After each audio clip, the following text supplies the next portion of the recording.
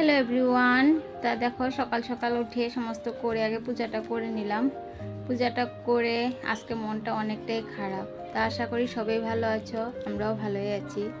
ভালো বলতে ওই যে এতদিন তো এত ওকেশন ছিল, দুর্গা পূজা ছিল, লক্ষ্মী পূজা ছিল, কালী পূজা ছিল, ভাইফোঁটা ছিল, সব এক এক করে সব চলে গেল।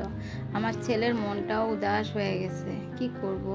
তার ছেলে আজকে স্কুলে যায় না, মনটা খারাপ।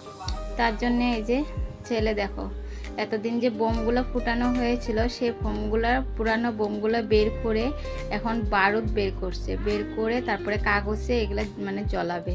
ছোট থাকতে অবশ্য আমরাও করছি এগুলা, কিন্তু এই যে আজকে ওরা করছে। সেটাই দেখে দেখে ভাবছিলাম যে ওদের দিনগুলো আমরাও মানে এক সময় কাটায় এসেছি, তারাও এখন এগুলাই কাটাচ্ছে, ঠিক না?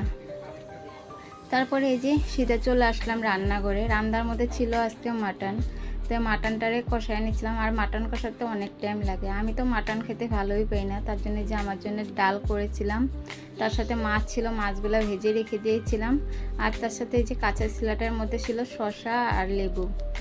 আর এদিক দিয়ে মাটনটা হতে হতে আমার রান্নাবান্না পুরো কমপ্লিট করে নিলাম। ঠিক আছে, এখনো মতন ভিডিওটা তাহলে এটুকুই। সবাই ভালো থেকো, সুস্থ থেকো। আবার পরে দেখা হচ্ছে আর একটা নেক্সট ব্লগে।